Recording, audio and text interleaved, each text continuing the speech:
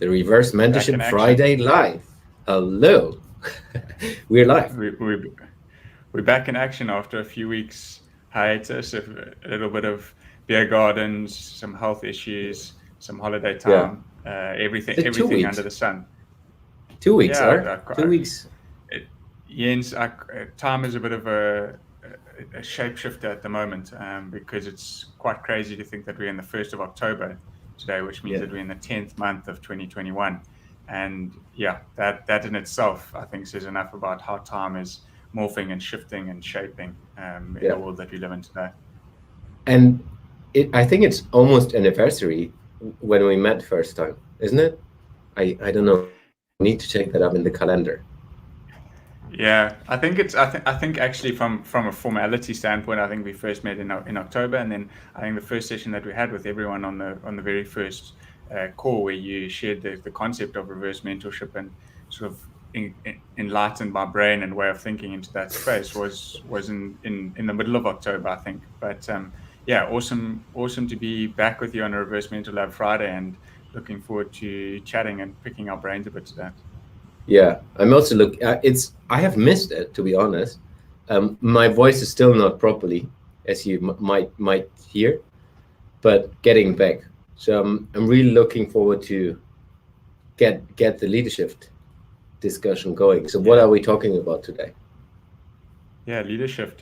So I think, Jens, you've already teed it up there, and I think we, in ourselves, in the way that we started this conversation, speaking about time, is that we've had to rethink the way that we look at time, and we've had to rethink a lot of things over the last little while as we've dealt with COVID-19 and the way that the future of the world may look like, and what does that mean for the way generations and people interact. And before we started recording, you were telling a fascinating story about a person, and I think that this concept of leadership really it links to people. And it's part of a model that we've chatted about inside of different conversations, inside of the Reverse Mentor Lab itself, but also inside of some consulting relationships that we've developed out over the year. And essentially, leadership is around shifts that are happening inside of the leadership space. And what we're going to be chatting about today is how leadership can enable the leaders of tomorrow through connecting them with the leaders of today. And the first time you hear that, I'm just going to repeat it because it does talk to what we talk about inside of the Reverse Mentor Lab and why we're passionate about this. And so leadership is how, and what we're chatting about today is how can leadership enable the leaders of tomorrow through connecting them with the leaders of today. So Jens, do you want to kick us off and lead us down this discussion rabbit hole today? Yeah, I was about to say the rabbit hole of leadership. I think we need to go a little bit more into explaining what we think leadership is. I'm not sure if everyone is familiar with that word, or at least with our understanding of it. So if we just dive a little bit into leadership, what is leadership? And I'm just saying it from my side. Maybe you have a different opinion. We will figure that out in a minute. So for me, it's really, and that's a little bit of what is behind the generational exchange. It's all about leadership needs to shift in the future to be future relevant. And we have talked about that in a couple of podcasts, which are even not released yet. So they will come, I think, next week and the week after. It's about being ready for the future as an organization, being ready for the future as a person means you need to shift your thinking. You need to have a mindset of open and exploring the possibility of learning and speaking the same language. That's what we have discussed the last couple of episodes. And I think that's need to shift. We're coming from a world where we're working with the understanding of how success happened in the past, and that's not going to serve us in the future. So we need to shift our leadership, the way how we lead as managers, leaders in organizations, ourselves, but as well others. And I think that's a starting point where we need to dive into. And what we then look into is the generational part of that. There are a lot of pieces inside the leadership, but we really look into how do we do this when we take the leaders of tomorrow, which are the people who are growing up right now or are already inside the work environment and will take over in the future. And how do we connect them and enable a space of learning? Long definition. Yeah. What do you think? Yes, I think I'm just going to zoom in on what you mentioned around the shift, Jens. And the reason for doing that is because it ties back to one of the ways that we frame leadership. And we use sort of three key pillars inside of leadership. So the first is listening, the second is feedback, and the third is risk. And if you think about those from a foundational standpoint, and you say, how are you listening? How are you collecting the feedback? And how are you taking risks? And I think that inside of that, sometimes when we think about leadership, there is a saying that, being a true leader is sometimes incredibly lonely in terms of the decisions that you need to take or the risks that you need to take, and you can be misunderstood for long periods of time. And that in itself is talking around how do you now bring all of those pieces together, and so that this shift can occur and can take place. Because I think where the world is right now it's in quite an interesting situation. And I'll use two examples to maybe shed a bit of light on why I think it is in quite an interesting situation. So on the one hand, you've got Greta Thunberg, who many of you may know who are listening or watching, and she's well known in terms of her environmental activism and the stance that she's taking around the future of sustainability and challenging, quite frankly, some of the world's biggest leaders with her views and with her sort of thinking that she's putting out. And I saw an interesting Instagram reel of her speaking at a big conference this week, where she used the concept of just provoking some of the responses that big leaders have given. So just paraphrasing it, but she said, and Jens, you may have seen it, but she said, green economy, blah, blah, blah. Net zero carbon by 2030, blah, blah, blah. And that basically implies that, okay, people are committing and they are saying that they are using their leadership to take these stances, but what are they actually doing about it? So what are the risks that they are taking around that? And then on the other hand, you've got Facebook, who are being in inquisition inside of the US, and there was a senator who was part of the older generation, and he was inquiring around Facebook from a systems perspective, but he didn't fundamentally understand what Facebook does and the products that they have. So the example was that he thought that Finsta, which is a terminology that's used inside Facebook for fake accounts, he thought that was a product that they had inside of their business because of all of this discussion that's happening around Instagram and Instagram for children and things like that. And that is, I think, why I think there's this interesting space that we're dealing with at the moment. And then if you also think about the concept of Web3, but I'm not going to go down that rabbit hole, and I'm going to bring us back out, and I'm going to say, what does this mean when you think about the shift that needs to happen from a leadership perspective? How, by enabling the leaders of tomorrow through connecting them with the leaders of today, can you help create better organizations and better leaders of tomorrow by simply creating those interactions and that knowledge transfer between the different generations? Yeah, and I love the examples, because that's bringing things to the point of what's not working today. And Greta is highlighting it. I mean, already since she has started, she's doing this provoking things, and is kind of successful with that and gets a lot of people. Just an example, when I was last week in Munich, there was a demonstration, this Friday for Future demonstration. It was 17,000 people, which is huge, all towards climate change. And hey, people, wake up. We're destroying the future of ourselves, literally. Even if you don't focus on the planet, we're destroying the future of ourselves.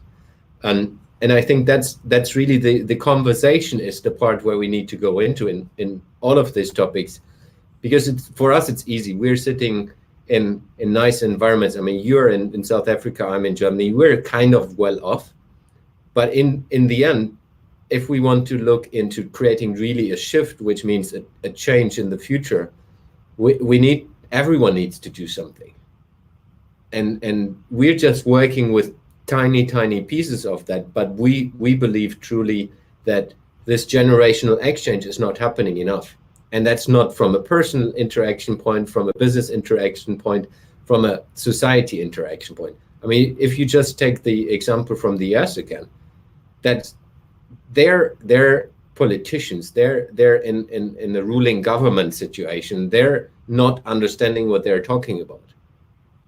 If they don't, then it's happening on the business level, and it's happening on a personal level in the same way, because the senator or whoever it was is a person in a private life as well. That means he's not understanding it on a personal level, and he's not interacting with people who can explain it to him.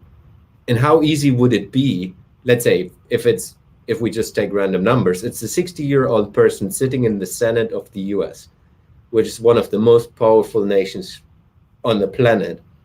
How easy would it be to talk to a young person and say, can you explain Facebook to me? And maybe a young person is even not into Facebook, but a middle-aged person, let's say someone like myself, can you explain Facebook to me? What is in it? I'm not on Facebook. Can you explain it to me? How easy would that be before you go into an official discussion and then saying something wrong? And that's maybe he wasn't prepared from his staff or whatever, but it's more about showing one tiny example where it's not working, that, hey, you could utilize a young person or a person with a younger mindset, even not necessarily younger, to understand things. But that means you're willing truly to start, hey, I want to understand, and I'm not just against it. And I think we're in a point in society where we just need to start doing that, where we need to push ourselves in, hey, you might have a different opinion, but I need to try to understand you before I can have a real opinion. I need to try to understand your different point of view to be able to form my opinion in the future. And I think we have still a way to go there. What do you think? Yeah, we do still have a way to go, Jens, and I just want to link on to what you're saying about learning between the different generations. And I think that when I was watching the senator speak and the way that he was framing the questions, it also made me realize around the importance and the relevance of context inside of understanding.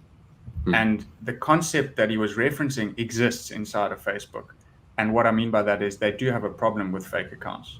So if you take that example and you say, what happens inside of organizations where maybe the context or the language used isn't understood by either generations? So you're now sitting with these generations in terms of poles that people may be familiar with. So if you think about the North Pole and the South Pole, and they're very far apart geographically. But now in this digital age that we're living in, is those geographical borders have been shrunk significantly. Arguably now geographical borders have become the same time zones. If you look around, the distance between Jens and myself is we're fortunate enough to be inside of the same time zone, which means that we can generally work together on the same things. If you think about the US, it means that now we are going into a 24/7, 24-hour-a-day global society. And so you need to be conscious around the context in which you're engaging with things. So I think that also there's going to be a shift that needs to happen in terms of the way that people think about leadership. And Jens, in a different discussion, you've referenced the difference between leadership and management. And I also think that those lines are going to need to be better understood. And we're going to need to rethink, i.e. take different risks to understand and to position the leaders of today better than, or not better, but with more tools so that they can make better decisions to help the leaders of tomorrow. So I think that it's a bi-directional relationship, as we've always said, but I think that that context and the language that you also referenced is an important point to think about when we think about how do we go about creating this leadership environment. Yeah. And it's so important that we have this conversation, because we discussed it yesterday night in a conversation with Stuart and Dennis, who you know as well, where we looked into the information is there right now. There's so much information out there that people, and we talked a little bit about the middle shift is growing and understanding of that. But what does it really mean? If you live in Africa and you can see how someone who is in the same age is living in the US and so on, we need to have these conversations on a global level where we try to understand what's going on. And then, of course, I'm all about action. We need to find possibilities where every one of us is taking smaller steps and taking actions into a direction which helps us to tackle the bigger problems. And it all starts with starting a conversation and trying to understand each other, which I think we highlight every time when we talk, but it's not happening enough.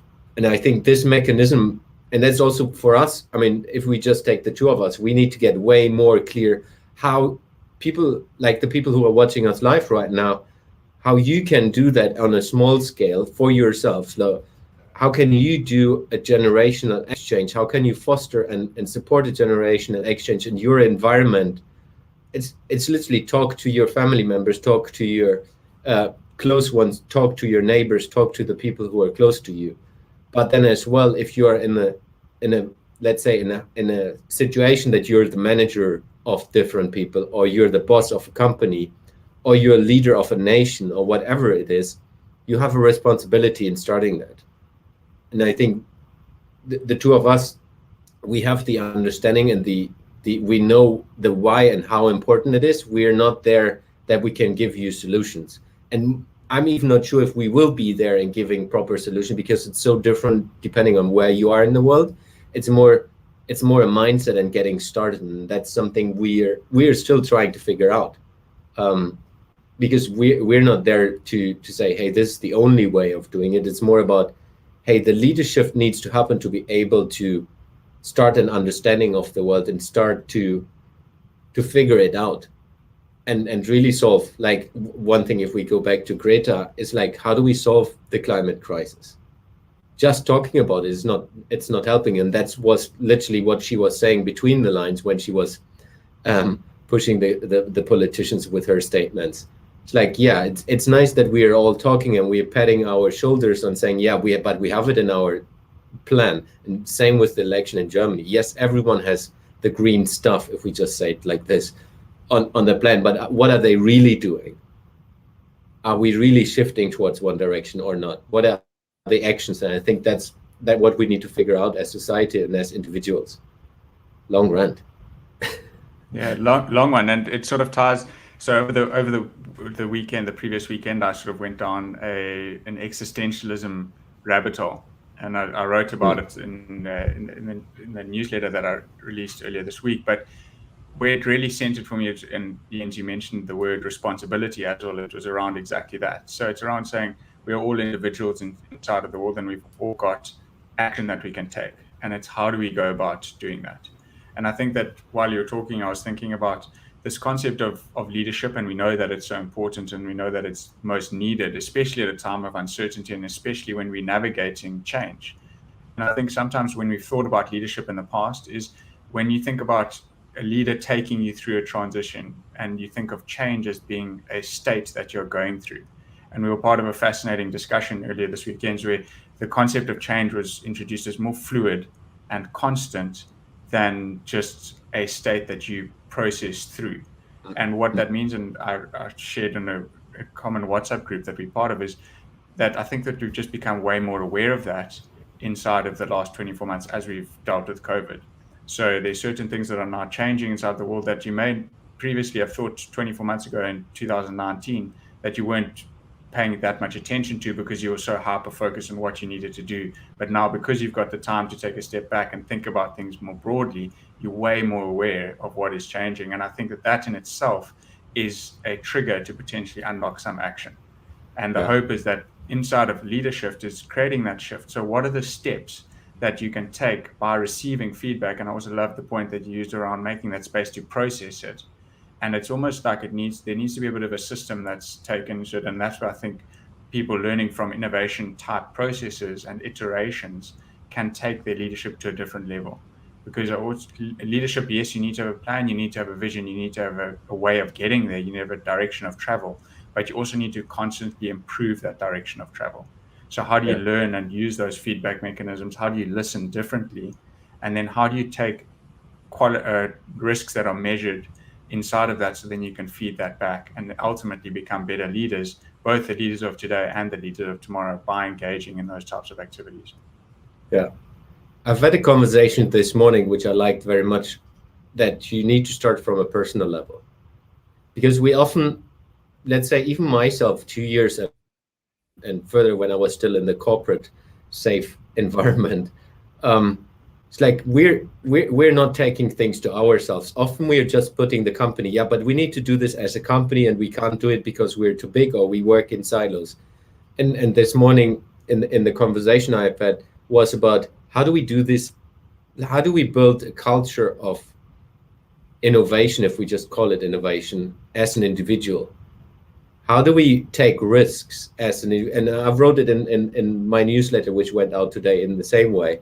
Like, you need to take risk in a conversation. As easy as starting a conversation is kind of a risk thing. If you put your opinion out there, and you need to risk to fail to be able to start the conversation, because maybe the other person is not understanding you, but just trying and starting a conversation will help you to figure it out. And I think we're always going, and like I said, same for myself, in the corporate setting, we're just putting it onto the corporate, we're putting it onto the other departments, and it's everyone else than ourselves. And that's also linked to the change conversation we have had today, not today, the other day. It's like we need to start thinking ourselves on how we can do that before we push others to do it.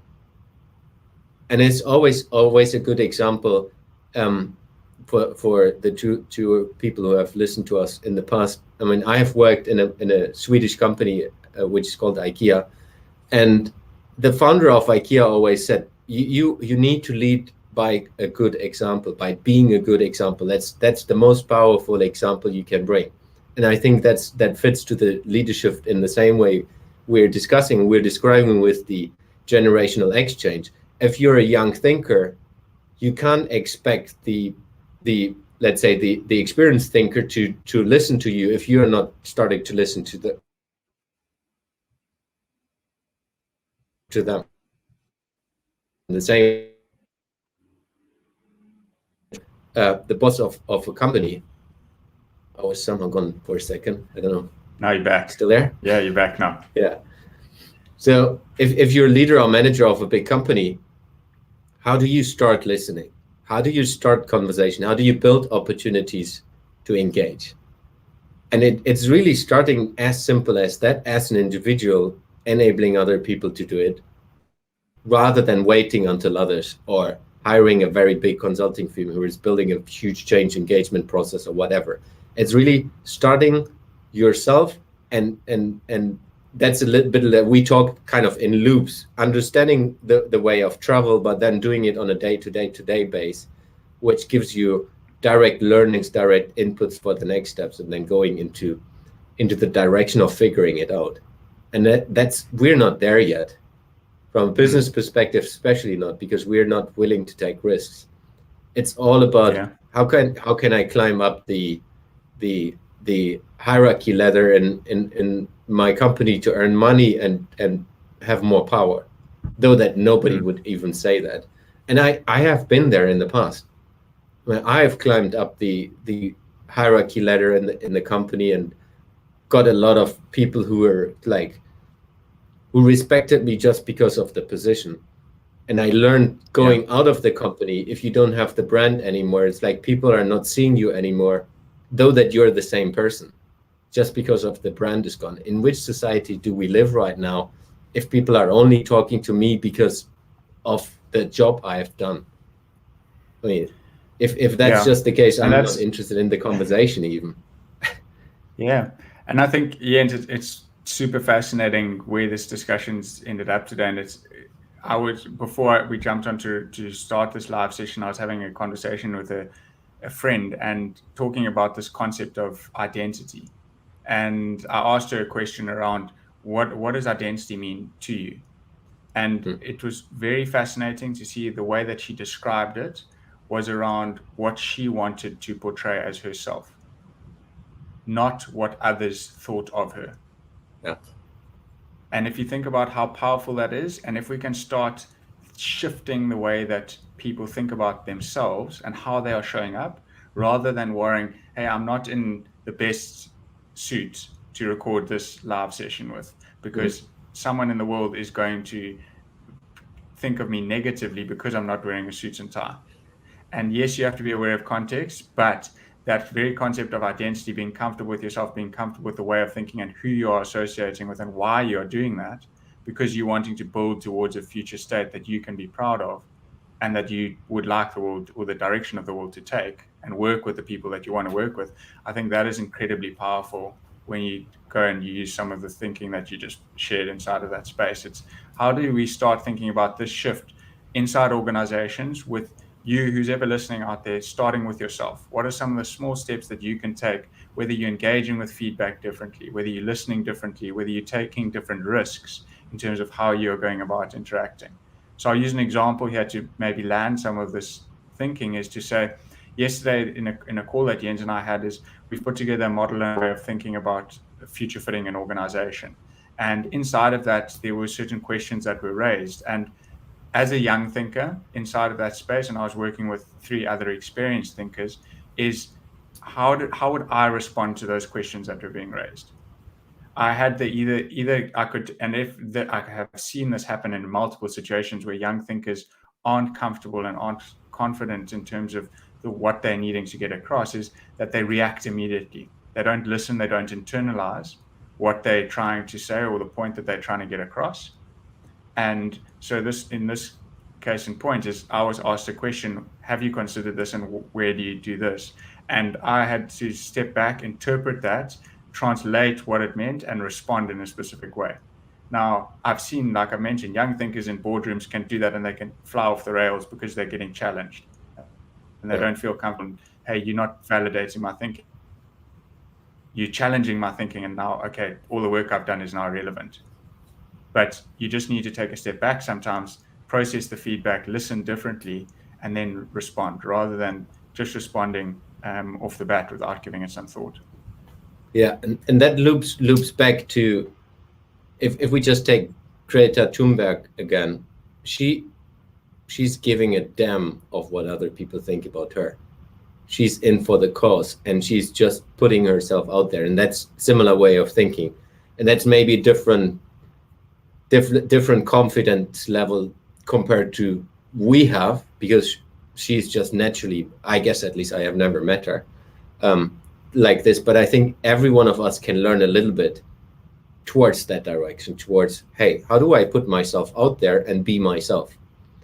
And I mean, for me, it was hard learning after 38 years in the corporate world. And kind of, I was talking to another person the other day, it's like even last week, finding your voice and finding yourself again after you have left the corporate world.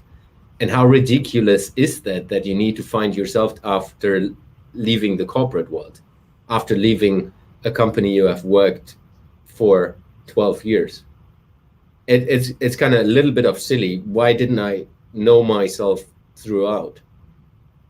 And I think that's actually to that point. Greta has found that, and she's naturally like this. And I hope at least I might not be there 100%, but I'm getting there over the last year, and to be 100% authentic myself all the time, and giving a damn what other people think about me if I'm truly stating my opinion, stating my beliefs and my passion. If they don't like it, I have no problem with that.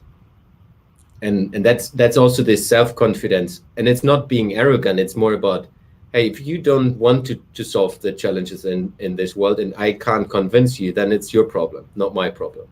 And if you don't like what I say, it's your problem, not my problem. But let's bring it home. We're 28 minutes in already.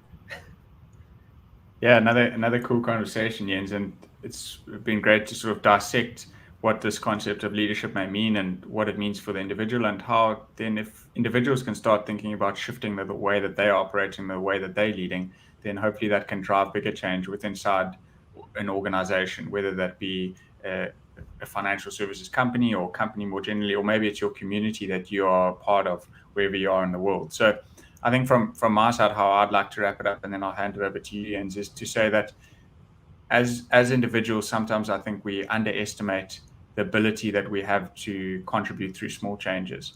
And when you think about Leadershift, is what small change can you take to engage with a generation that's different to yourself? And that may be older or younger. And I have to remind myself that I should be making more of an effort to connect with the Gen Zs of the world. Because I read there was a Generation Z company. She's 24 years old, and she's just sold her company for $140 million. And so we need to also think about ourselves as millennials, how we connecting with those younger than us. But Jens, a fascinating conversation, and I'll hand over to you to wrap it up. Yeah, agree. I have missed it, as I said in the beginning. It's good to be back on Reverse Mentorship Fridays live. And maybe for the people who are watching this live or later on in the recordings or listening to it on the podcast, if you're interested in having a conversation with us, either in a recorded or live form or outside of publicity, reach out to us. We're really truly believing there's something in this. There's something in the interaction between different generations and learning from each other to really future fit organizations, future fit ourselves as individuals, and future fit, I would even say, society, because we don't do it on a society level as well. Reach out to us. We're interested in having conversation, learning from each other, and really trying to do our small piece as part of the world to solve the bigger challenges out there. Having said that, Joshua, was a pleasure doing the live show again, and looking forward to, we do recordings every week, but looking forward to next Friday as well, doing a live show again. Yeah, thank you very much. Jens. Thanks. Ciao. Yeah, see you. Thank you.